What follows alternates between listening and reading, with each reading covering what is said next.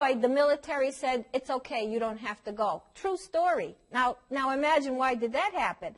And there's lots of inaccuracies, like Obama having said where he met his wife, that has differed on different occasions. Where he was born, which hospital, that has differed.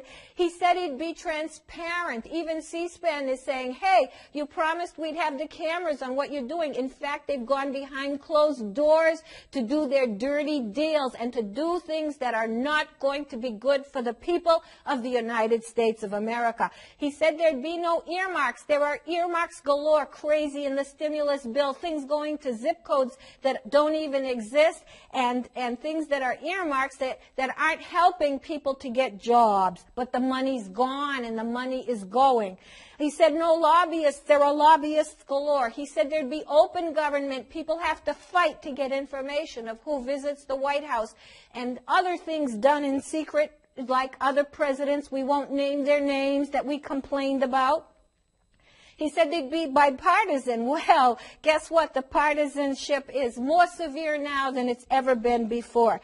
And by the way, he said he never practiced the Muslim religion.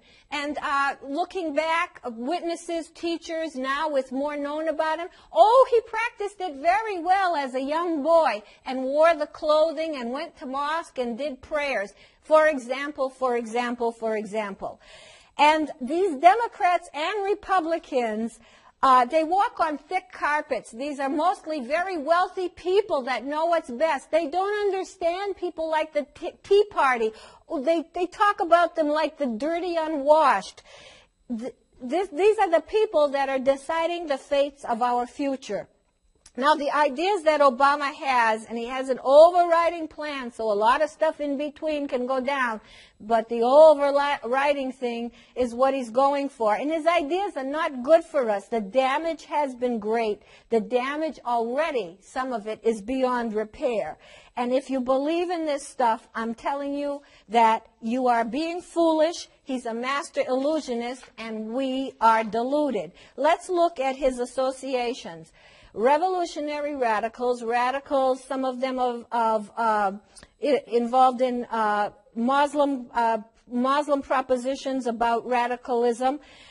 Unions are his key. Andy Stern, go read about Andy Stern, who visited the White House in this time more than any other person. Go read what kind of shenanigans and unionization. They plan even in this health care bill eventually to unionize doctors and to give more benefits to the unions because it's a way of organizing and controlling people. And Andy Stern's background is he makes deals with corporations about the workers. He works with the corporation instead of against the corporation and makes deals such that people can't speak out about conditions of working, or he manages what their rate of pay will be, or that grievances are more distant than from their local representatives to try to make your grievances heard. Go read about him, and go read about the thuggishness of the SEIU run by Andy Stern, a very close worker with Barack Obama who had input on the health care bill. Look at Acorn, whom he was a lawyer for and whom he did training for, and their philosophy to overwhelm the system that it'll cave under the weight. La Raza, some of which in this group plans to take back the territories that were won from it in the Spanish War, the Southwest and parts of California. Radical environmentalists and I'm an environmentalist, but forget this cap and trade. What a horrible thing. You will be paying so much for electricity. It will tell you when to wash your clothes, when to do your dishes, and we'll be like Venezuela where they ration the electricity now because there's not enough of it and people can't afford it. And also this president is on TV night and day. Some days he might come on 3 times. What other president did you ever see that constantly going on the TV telling you something like dictating to your life? And it could be, the way he just reads. He never speaks. He reads and he says, for ensuring your existence in the metropolis Always. He never speaks. Why? Remember the one time or two that he spoke, and either he's done a really poor job, or remember when he gave away that he wanted to spread the wealth around with Joe the plumber? So maybe it's in order to not say anything of what's really on his mind.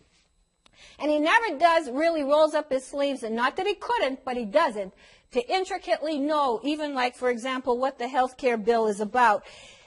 He uses sleight of hand, he glosses over, and he thinks he's just going to make it all happen somehow. And his record of what he's done to date, it doesn't pan out in the end. And a lot of things are not going to pan out here either. He's good at having huge amounts of money go through his hands, even before he was president, and getting people to follow him.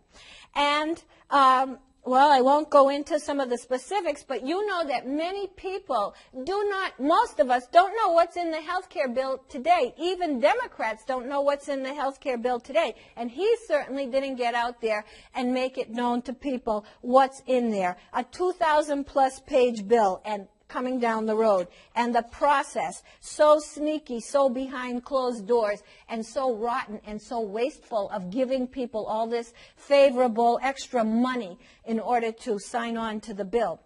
Now, I do believe that health care is a right. And I do believe that the 30 million, if in fact there's more than 30 million that aren't insured, have to be insured. But if you were really sincere, and if the country were in such financial trouble, which it is, and which it was at the time he took office, wouldn't it be much smarter to do an incremental approach of making sure that those that aren't insured were insured? Would that not be the sincere way to go about this? Because the real reason for all of this to happen is that it's all part of a plan to have more government control over people. I don't want government controlling me, what I'm going to say, what I'm going to do, how I'm going to live. And our standard of living is going down, and boy, is it going to continue. Who do you think is going to be paying for welfare, for Social Security, for Medicare, for any of the things, roads, bridges, who's going to be paying when there's no money, when all the money is gone, and when people have been cut off at their legs as to being able to be independent and move ahead and make some money so the country can have some money to exist? And in healthcare, you're going to have waits like you've never seen, and you're going to be denied a lot of things that you've come to expect. I say get rid of everybody that's in the government, all of Congress, both parties, and the only ones I've seen that are halfway decent in this Congress are Ron Paul, Bernie Sanders, who is a communist and is a socialist, but he's clear about it. He tells you exactly where he stands. He makes no bones about it. And Dennis Kucinich. None of these do I necessarily favor or agree with, but they're the three few who stay the way they are throughout, vote the way they are throughout, speak the way they are throughout. Remember, and you know what, if you don't go along with this president, he will come down on you heavy in a thuggish sort of way. He and his henchmen, they will come down. And at first you get a call and they let you know. And if you don't follow along with that, they tell you, and they will. They make fools of you publicly. They tried to eliminate Fox News as even a news channel that could cover the White House. They ridiculed, there's so many people, you don't know Rick Santelli, but they ridiculed him. Anybody that goes against them, they start a campaign of ridiculing them. We've never seen something like that out of the White House. Now, they called the Tea Parties teabaggers, and I happened to go look up what that word means. And I was shocked. I knew it had some sexual innuendo because that's what I had heard. But this leftists, all these mad leftists that have grabbed the power, referred to the Tea Party. And I tell you out there, if you met Tea Partiers, you would find that they are just like you. The vast majority, they are not militia. Many are Democrats. Many voted for Obama. They are people worried about the spending and their rights to free speech and their rights to live the way they want and not have the government put us in such debt that we're all drudging along according to a government control. Now, you know, lies, too.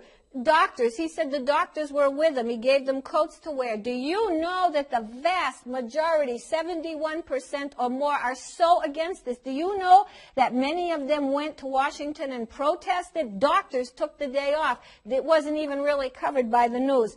Thousands, and the first time 1.7 million Tea Partiers, and then thousands more when they were closer to time and before Christmas went there. Ignored. Okay, now